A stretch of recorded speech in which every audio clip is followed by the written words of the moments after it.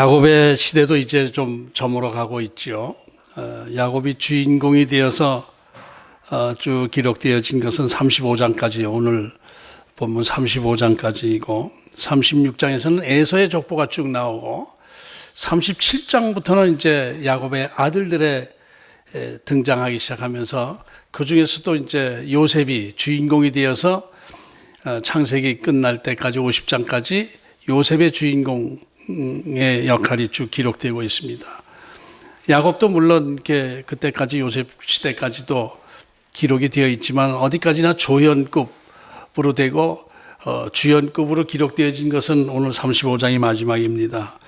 야곱의 그 한 평생은 그야말로 파란만장한 인생이었는데, 그 파란만장한 인생의 의미는 한마디로 하나님께서 그 야곱의 기질을 다루어 나가시는 훈련 과정에 있었고, 또 야곱의 입장에서는 사명 안에서 자기 스스로 다듬어져 나가면서 사명을 감당해 나간 과정이었다, 이렇게 생각하면 될 것입니다. 인류 역사를 주관하시는 하나님께서는 우리 선택한 백성들에 대해서 세밀하게 우리를 다듬어 나가시면서 하나님의 계획하신 뜻을 이루어 나가시는 것입니다. 저와 여러분 모두가 다 부족하지만 하나님의 계획 안에 들어가 있는 존재들이고 하나님의 뜻을 이루어 나가는 과정에 있는 존재들이다, 이렇게 생각해야 됩니다. 이럴 때 우리가 좀 하나님의 뜻에 벗어나고 하나님의 뜻보다는 인간적인 생각으로 다른 길로 접어들고 하게 되면은 하나님께서 우리의 길의 방향을 돌려주시는 과정에서 우리가 좀 시련을 겪기도 하고 어려움을 겪기도 하지만은 그 시련과 어려움은 결국 하나님의 축복된 길로 방향을 바꾸는 것이기 때문에 우리 하나님의 자녀들의 시련은 징계라기보다는 축복의 과정이다, 이렇게 생각을 해야 됩니다. 우리 그리스도인들은 이렇게 다듬어지면서 축복의 길로 들어서는 것이죠. 야곱의 길이 그랬고, 이 하나님은 전능하신 분이시고 또 영원하신 분이십니다. 그러나 우리는 불완전한 존재요, 또 한시적인 역사 안에서 한시적인 존재입니다. 또 영이신 하나님께서 육신을 가진 물질 세계를 다루어 나가시는 과정 중에서 보면은 이 물질 세계에서는 영의 세계의 전부를 이해할 수 없기 때문에 하나님의 뜻을 이해하기 힘들 때가 많이 있어요.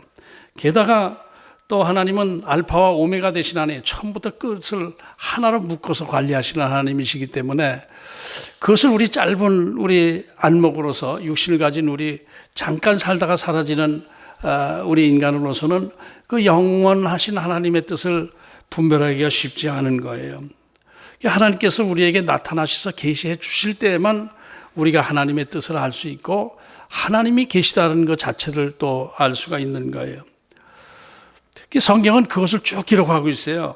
전능하신 하나님께서 우리 인간 세계를, 이 우주 만물을 창조하시고 인간 세계를 창조하시고 우리들에게 우리를 통해서 하나님의 뜻을 이루어 나가시는 것, 그러면서 우리의 나가는 방향을 알려주시면서 우리를 다듬어 나가시는 거예요. 육신의 생각을 접어버리게 하시고 하나님의 뜻을 따르게 하시고, 이렇게 하면서 결국 우리를 통해서 하나님의 나라를 세워나가시고 궁극적으로 하나님의 나라를 완성시켜 나가시는 과정, 그것을 성경은 쭉 기록하고 있는 것이죠. 성경을 쭉 우리 창세기 쭉 공부하면서 그것이 우리 안에 자연히 자리매김하지 않습니까? 우리 인간은 하나님의 창조 피조물로서 하나님의 사명 안에서 하나님의 뜻을 이뤄나가는 과정에 내가 있는 것이로구나. 또 성경은 그것을 기록하고 있구나. 그것을 우리가 알게 되었습니다. 이제 그럼에도 불구하고 우리 인간들은 하나님의 뜻을 잘 몰라요. 왜냐하면 영의 세계와 육의 세계가 물질 세계의 차원이 다르기 때문에 전혀 알 수가 없어요. 성경에 기록되어 하나님의 나라, 영의 세계가 성경에 다 기록되어 있지만은 성경을 우리가 다 100% 또 다 이해한다고 볼 수도 없거든요. 많은 모르는 부분들이 있어요. 그래서 하나님에 대해서, 하나님 나라의 그 세계에 대해서 우리가 다 알 수 없기 때문에, 그러기 때문에 믿음이 있고 없고, 믿음이 약하고 강하고, 이런 그 모습들이 이렇게 보여지게 되는 것이죠. 다 다른 종교들도 이렇게 막 또 생기고 하나님 말고 다른 그 우상을 섬기는 존재들에 대해서도 그들은 또 그들 나름대로의 역사를 가지고 끌어나간단 말이에요. 네.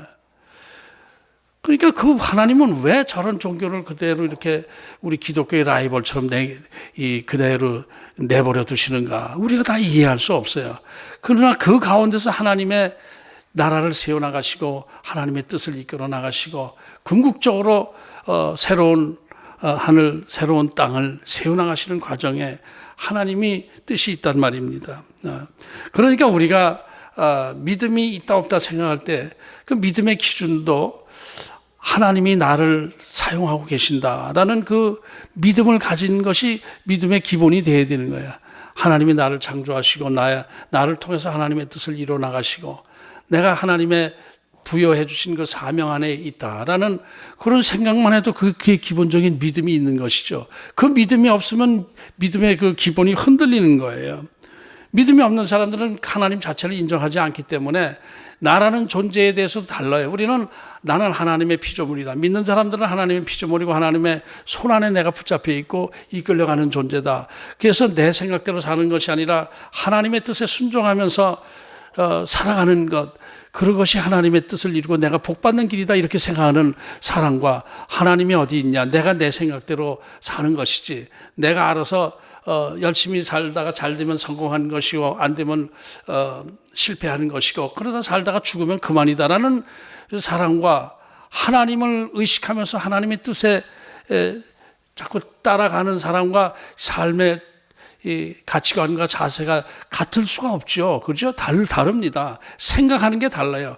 우리는 생각을 해도 얼른 하나님을 생각하고 하나님이 이렇게 하셨나? 하나님의 뜻이 아닌가? 이렇게 생각을 하죠. 근데 믿지 않는 사람들은 내가 잘못했구나. 내가 판단을 잘못했구나. 이러고 만단 말이에요. 그러니까 그 삶의 가치관이 달라지게 되는 거예요.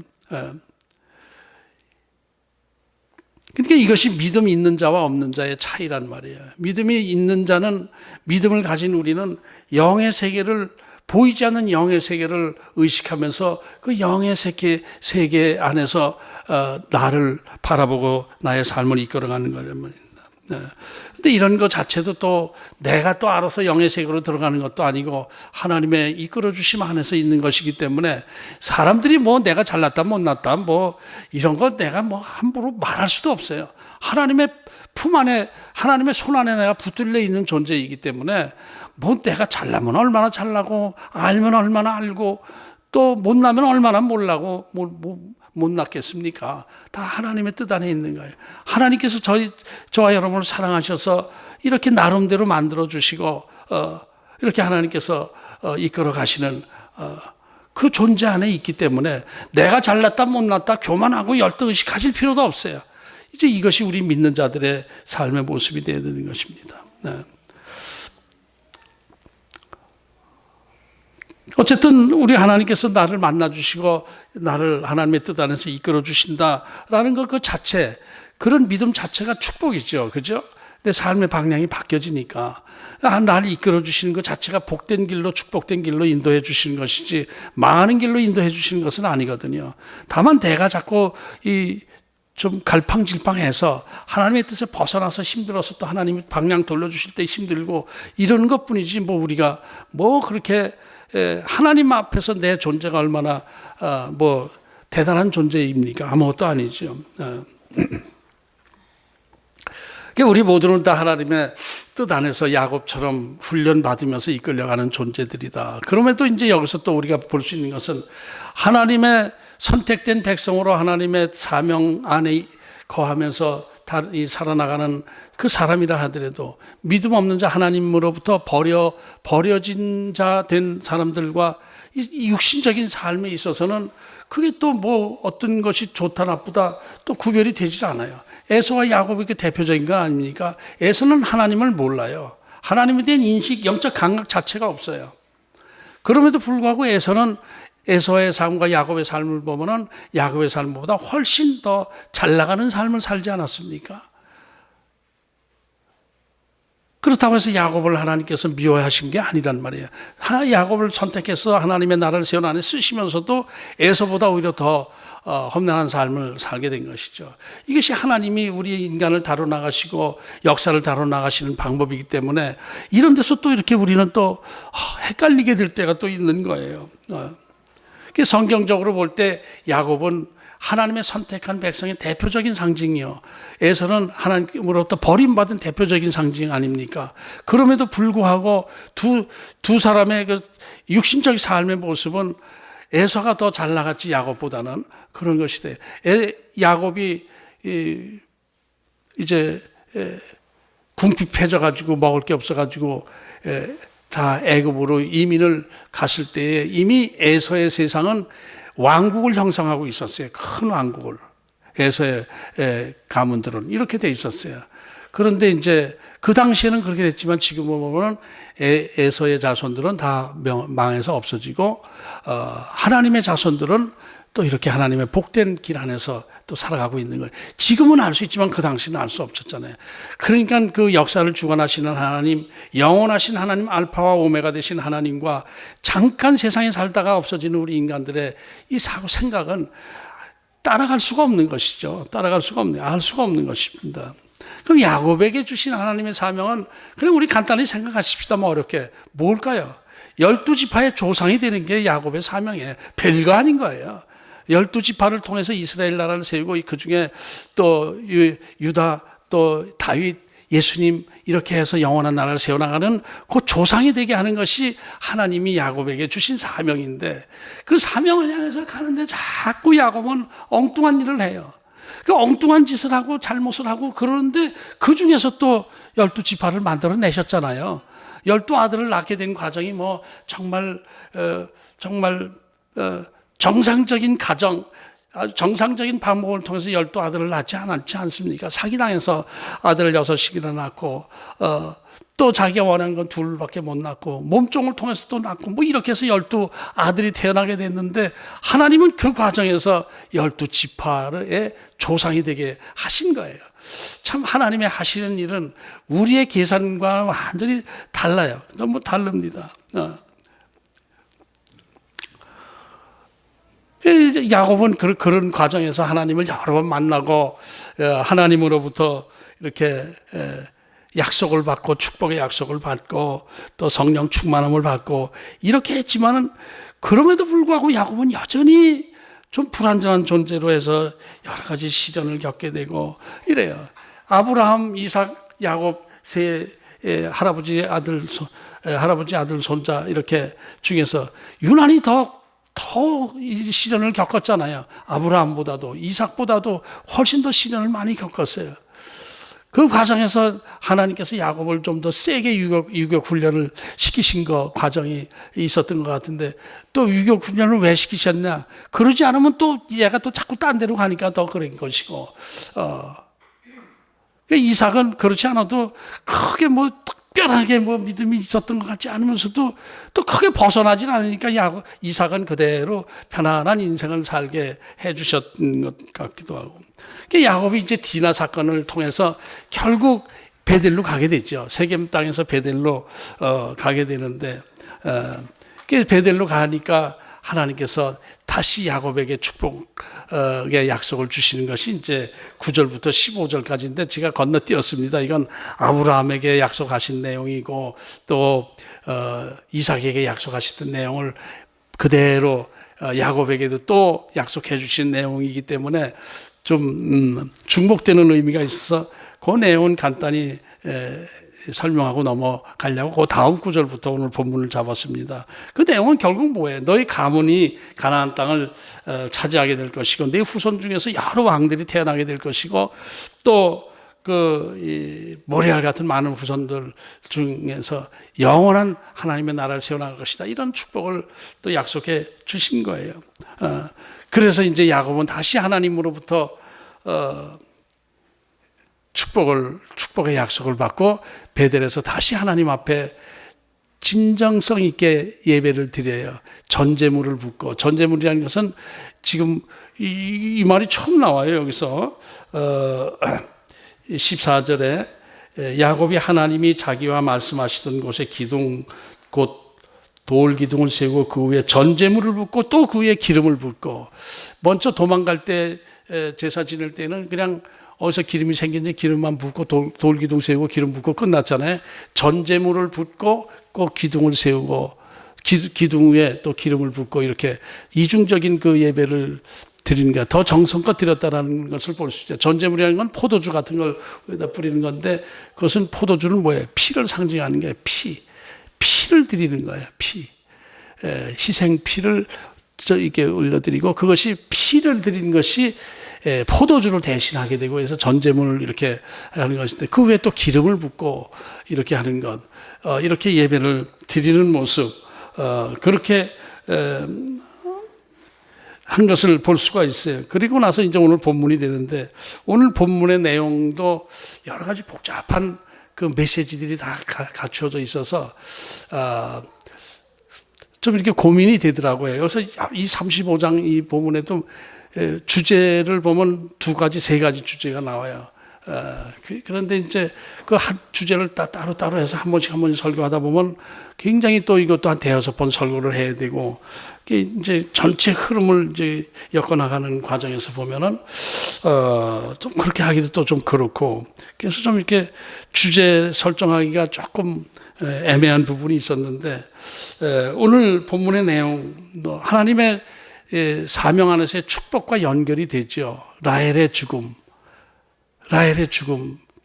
그것이 베냐민을 낳게 되는 죽음 아닙니까? 축복입니다. 12지파의 마지막 조상을 또 태어나게 하는 것인데, 라헬이 죽음으로 해서 이게 축복인지 뭔지 잘 모르게 된단 말이에요. 라헬은 그 아들 하나 더 낳는 게 소원이었지 않습니까? 소원을 이루어 주셨는데 라헬은 데리고 가셨어요. 이래서 이게 축복과 연결된 사건이지만 즐거운 축복은 또 아니다, 이런 그런 생각이 듭니다. 이 야곱 인생에서 가장 사랑했던 여인이 누구입니까? 라헬 아닙니까? 라헬. 그 라헬이 12번째 아들을 낳다가 난산으로 죽어버린 거예요. 야곱의 인생에서 아마 가장 슬픈 사건이 바로 라헬의 죽음이 아니었을까, 이렇게 생각이 됩니다. 라헬 때문에 14년이라는 기간을 보수도 없이 노예 생활 비슷하게 하고, 결혼 후에도 야곱은 라헬을 끔찍이 사랑했죠. 그 대신 레아가 그냥 그 라헬 때문에 더 따돌림을 받고 왕따를 당하고 이렇게 했어요. 유난히도 야곱은 라헬을 사랑했던 것을 성경이 여러 곳에 보여주고 있어요. 에서 만날 때도 그랬고. 그런데 이상하게도 오늘 본문에서는 야곱이 슬퍼하고 통곡했다라는 내용이 안 나와요. 그죠? 가볍게 베논이, 슬픔의 아들이라는 이름 대신 오른손의 아들이라는 베냐민이라는 이름을 긍정적인 이름을 지어주고 다시 길을 떠났다, 이렇게 하고 말아요. 비석을 세워주고 이렇게 하고 말아요. 너무나 당연한 일이기 때문에 슬퍼했다는 기록을 안 했을까, 이런 생각을 해봤는데, 그것보다 좀 더 이렇게 약간 이해하기 힘든 내용이 35장 8절 내용입니다. 8절. 지난주 본문인데 시간이 없어요. 이거 그냥 생략하고 말았는데, 8절. 리브가의 유모 드보라가 죽음에 그를 베델아라에 있는 상수리 나무 밑에 장사하고 그 나무 이름을 알론바곳이라 불렀더라. 리브가의 유모는 야곱의 어머니의 유모예요. 자기 엄마의 유모니까 할머니 뻘 되는 것이죠. 유모는 대개 몸쪽입니다. 유모는 그렇게 귀한 신분 가진 사람이 유모 노릇하지 않잖아요. 근데 자기 어머니의 유모가 드보라가 죽었는데 야곱이 엄청 슬퍼하고 알렌바고치다, 이 통곡의 상수리 나무, 이렇게 이름을 지었단 말이에요. 자기 사랑하는 아내가 죽었을 때는 뭐 그런 통곡의 뭐 상수리 나무 이런 것이 없는데, 이름도 빛도 없이 없는 그 어머니의 유모 할머니가 죽었을 때 막 통곡의 상수리 나무 이렇게 이름을 붙인 거, 이것도 이해할 수가 좀 없어요. 그죠?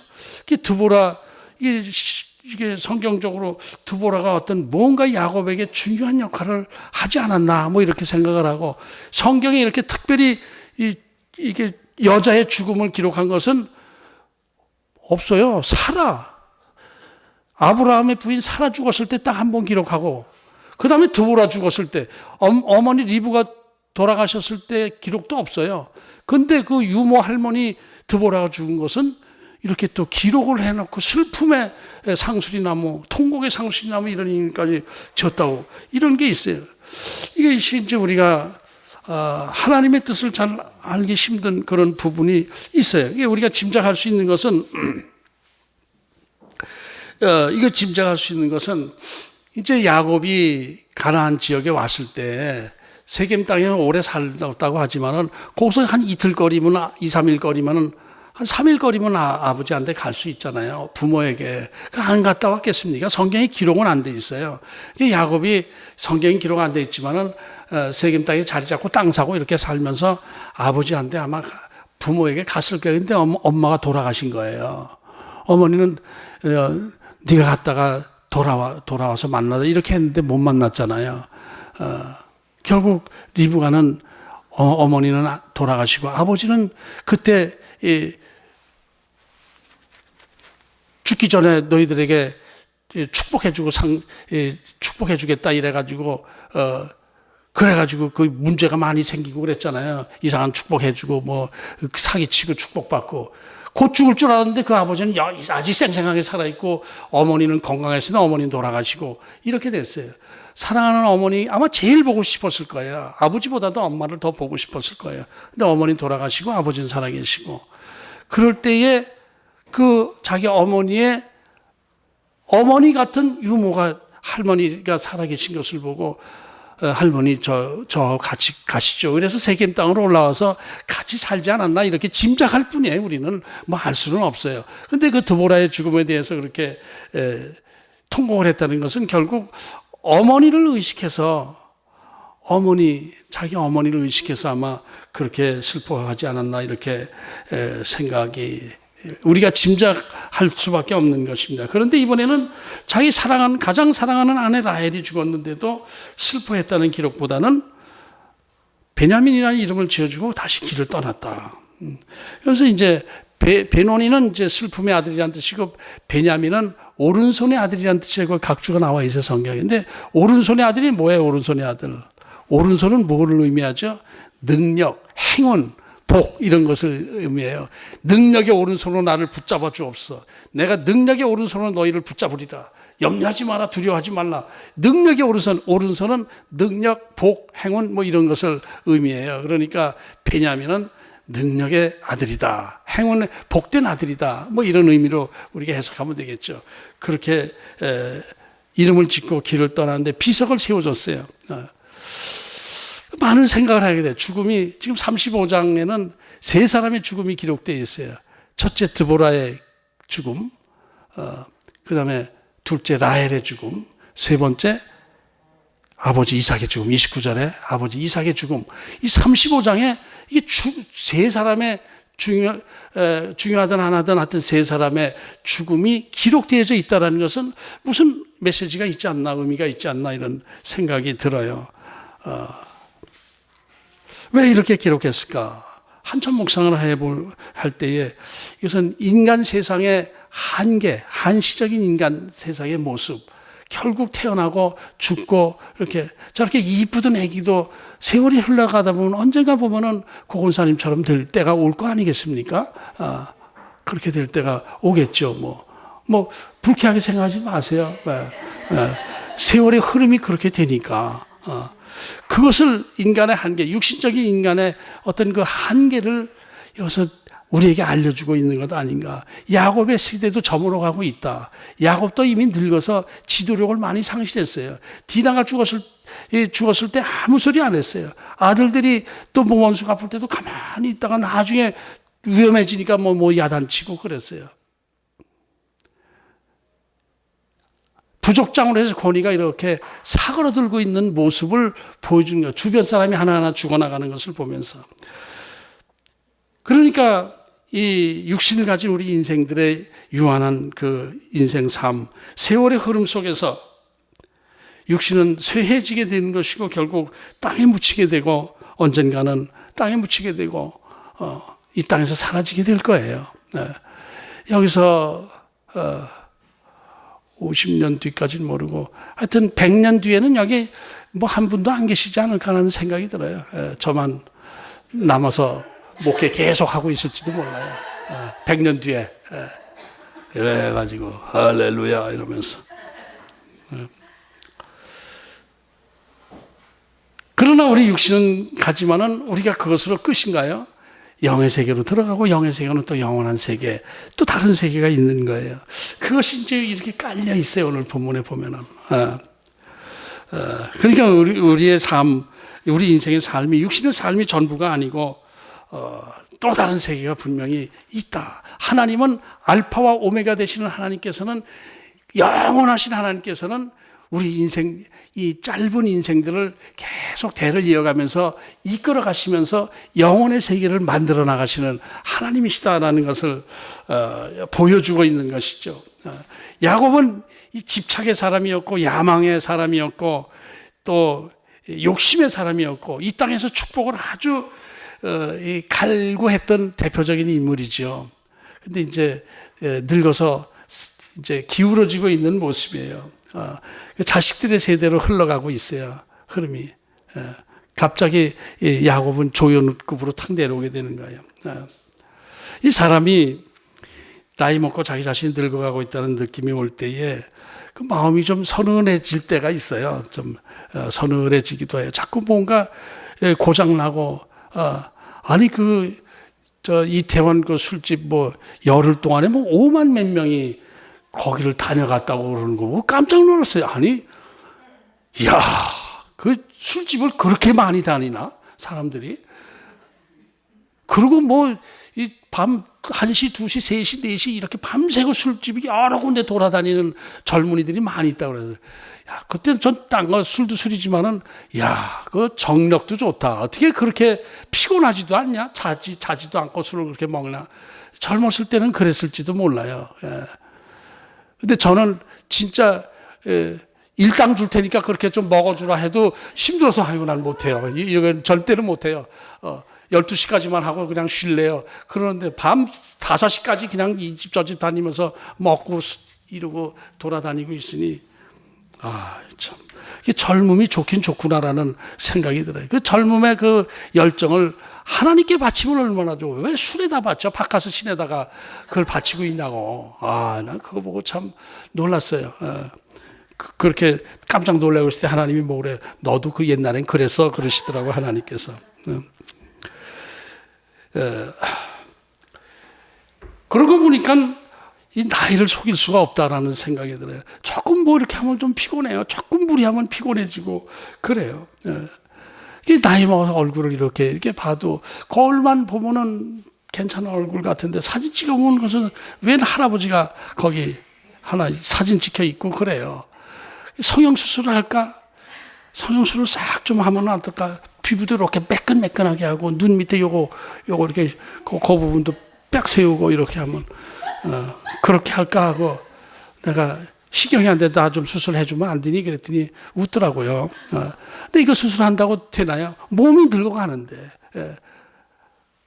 지금 고건사님이 얼굴 성형수를 깨끗이 해서 희경이 얼굴처럼 만들어 놨다고 할 때 징그럽죠? 징그럽죠?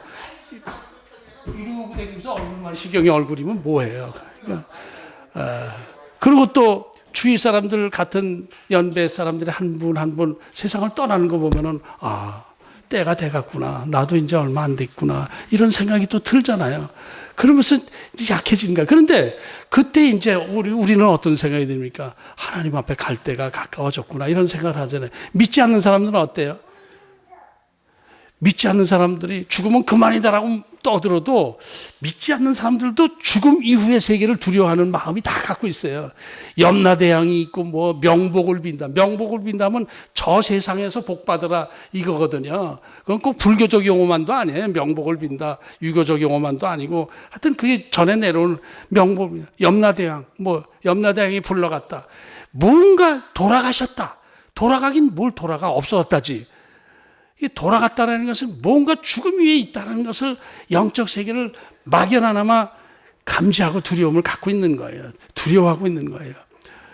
이게 신앙 좋은 분들 돌아가실 때는 편안하게 돌아가시잖아요. 편안하게. 하나님 천국이 보인다 그러고 미소 지으면서 돌아가고 그러는데 그냥 그 믿지 않는 사람들은 막 몸부림치면서 죽지 않으려고 그러다 죽어요. 그 자기가 다 보이는 거예요. 죽기 직전에 그 감지가 되는 거예요. 죽은 다음에 자기가 어떻게 된다는 거예요. 그러니까 믿지 않는 사람들도 죽음 이후에 뭔가가 있다는 것은 알아요. 그러면서도 인정을 안 하려고 고집을 부리고 있는 것이죠. 그러니까 우리 이 죽음 이후에 세계를 이렇게 생각하게 되는 거예요. 나이가 많다 보면은 죽음 이후의 세계를 자꾸 생각하게 되고 영적으로 하나님을 찾게 되고 또 이렇게 되는 것이 있는 것이죠. 그런데 이제 또 그러면서도 또 우리 그리스도인들 그 다 인정하잖아요. 그럼에도 불구하고 그 신앙생활하는 모습을 보게 되면은 마음속 깊이에 진정으로 천국을 의지하고 있는 그 믿음을 가진 사람이 그렇게 또 많지도 않아요.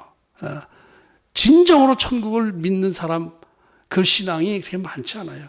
천국을 말하면서도 천국을 속으로 깊은 그 잠재의식 속에서 천국을 인정하지 않는 사람이 많단 말이에요. 신앙생활을 하는 모습 보면 알아요. 천국 영원한 세계, 복된 세계를 내가 의식하고 있기 때문에 늘 그걸 사모하고 있고 기도할 때도 거기에 대한 감사 기도가 나오고 그래야 되잖아요. 그런데 기도할 때 많은 사람들이 이제 육신이 잘 되고 잘 먹고 잘 살고 이런 거에 대해서는 관심을 가지고 죽은 다음에 그건 죽어봐야 하는 것이지 이렇게 생각하고 많은 그런 경우가 많이 있단 말이에요. 그러니까 그게 영적 감각이거든요. 영적 감각.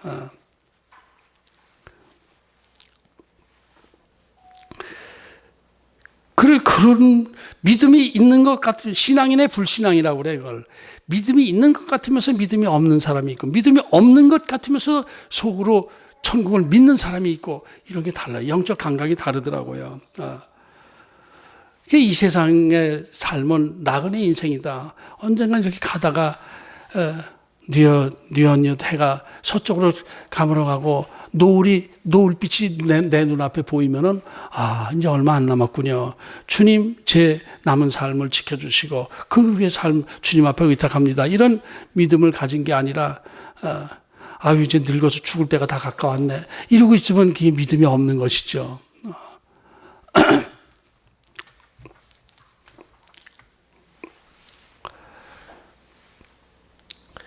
그러니까 이런 데서 우리가 영적 감각을 키워야 되고 야곱을 보면서 아브라함이 그렇게 해서 세상을 떠났고 이삭이 또 오늘 35장 마지막 부분에서 또 이삭도 세상을 떠났고 야곱도 늙어가고 있고 이런 걸 보면서 우리가 소망해야 될 진짜 세계는 영의 세계, 하나님 나라의 세계다. 천국이다. 이런 것을 이제 생각하게 되는 거예요. 그래서 이런 것을 생각하는 것이 영에 속한 사람과 육에 속한 사람의 차이예요. 사도 바울이 고린도 교회에 편지할 때에 영에 속한 사람, 육에 속한 사람을 구분한 것이 바로 이 땅의 것에 집착하느냐, 그 영원한 세계를 바라보느냐에 따라서 구별을 하고 있는 것을 볼 수가 있어요. 그동안 야곱, 처음에는 진짜 육에 속한 사람이 강하게 보였지만은 차츰차츰 영에 속한 사람으로 변화되어져 가는 모습을 우리가 쭉 봐왔지 않습니까? 육에 속한 사람은 뭐예요? 붙잡는 자, 붙잡고 놓지 않는 자, 속이는 자, 이런 거예요. 영에 속한 사람은 하나님의 통치 안에 있는 자, 야곱과 이스라엘, 이름이 바뀐 것이 바로 육에 속한 사람은 야곱이요, 영에 속한 사람은 이스라엘이 된 거예요. 이스라엘과 야곱, 이렇게 이름이 두 가지 이름이 있는 거예요. 35장 10절을 보면은 이제 35장 10절 하나님이 그에게 이르시되 내 이름이 야곱이지만 내 이름을 다시는 야곱이라 부르지 않겠고 이스라엘이 내 이름이 되리라 하시고 그가 그의 이름을 이스라엘이라 부르시고, 하나님께서 야곱을 이제는 너는 속이는 자, 붙잡는 자가 아니라 이제 내 통치를 받고 내 품 안에 있는 자로 너는 살아야 되는 것이다. 그렇게 해야 될 것이다. 이 말씀을 하신 거예요. 이게 야곱은 인간적으로 붙잡고 늘어지고 속이고 잔머리 굴리고 하는 그런 육에 속한 사람의 삶을 이제 마무리하고 이제 자기를 내려놓고 하나님의 통치 안에 스스로 자기가 하나님의 통치 안에 묶이는 삶을 살아갈 때 복받는, 진짜 복받는 인생이 될 것이다. 이 말씀을 해주신 거예요. 이런 축복의 약속의 말씀을 듣고 야곱이 하나님 앞에 전제물과 기름을 부으면서 깊은 진정한 예배를 드렸다라는 것이 오늘 기록입니다. 그리고 나서 라헬이 죽게 되니까 야곱이 슬픔의 표시가 없는 거 보니까 야곱이 그래 당신 이 땅에 살면서 고생 많이 했어. 못난 남편 만나가지고 고생 많이 했어. 그러나 당신 사명은 요셉과 베냐민을 낳는 것으로 하나님의 사명이 끝이니 하나님께서 불러가신 것 감사해야지 뭐. 이렇게 생각했을 거예요 아마 영적으로. 그리고 길을 떠났다고 그래요. 나그네 인생을 표현해요. 다시 또 나는 내 사명의 길을 또 떠날 거야. 그래. 근데 너를 잊을 수가 없네. 그러면서 비석을 세워놓고 그게 베들레헴 근처 어디예요? 베들레헴 근처 라헬의 묘하에 그 라헬은 그 막벨라 굴 거기로 들어가질 못했어요. 라헬은 자기 시체가. 그래서 이제 당신을 기억할게 하고 비석을 세워주고 안녕하고 떠났을 것 같아요. 그래서 슬픔에 대한 기록이 없단 말이에요. 그만큼 야곱의 믿음이 성장했다 이렇게 이제 생각이 되는데 그것을 왜 제가 그것을 얘기를 하냐면은 이 야곱의 이름을 그 35장 10절에서 다시는 이스라엘 야곱이라 부르지 않고 이스라엘을 부르겠다 해놓고 나서 또 계속 이스라엘과 야곱이 계속 섞여 돌아가요. 20절 봐요. 오늘 20절. 야곱이 라헬의 묘에 피를 세웠더니 라헬의 묘에 피를 세웠더니 지금까지 라헬의 묘비라 일컫더라. 그 다음에 21절에 이스라엘이 다시 길을 떠나 에델망대를 지나 장명을 찾더라. 22절에 이스라엘이 그 땅에 거주할 때 야곱이 또 비석을 세울 때는 야곱이라고 해놓고 길을 떠날 때는 이스라엘이라고 해놓고 그래서 제가 좀 시간이 좀 걸리더라도 한번 이걸 좀 분석해보자 해가지고 이 뒤로 야곱과 이스라엘이 섞여 돌아간 것을 다 분석해봤어요. 어느 기준이 잘 안 보이더라고. 그래서 이 주석책이나 뭐 자료들을 다 봤는데 확실하게 나타나진 않아요. 49장에 보면은 또 이 뒤로도 이스라엘, 야곱이 한 절에서도 야곱이 이렇게 했으며 이스라엘이 이렇게 했더라. 막 이렇게 섞여 돌아가 그냥 한 이름이 두 가지로 막. 그래서 이게 야곱은 육에 속했을 때 이스라엘은 영에 속했을 때 그것만도 아니더라고요. 근데 전체적으로 보면은 야곱의 이거 육신적인 어떤 그 삶의 포인트가 강조될 때는 야곱이라고 하고 또 영적인 하나님의 사명 안에서 이렇게 볼 때는 이스라엘이라고 하는 부분이 조금 있어요. 좀 어렴풋이나마.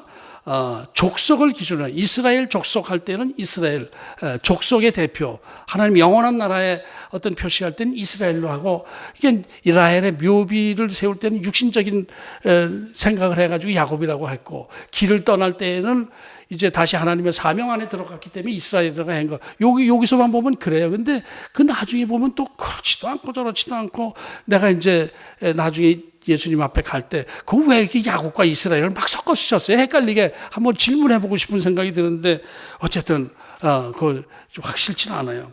그러나 야곱과 이스라엘 그러나 전체적으로 볼 때 야곱은 역시 야곱의 삶, 이스라엘의 삶이 섞여 있어요. 아직도 나중에 더 계속 그렇게 돼요.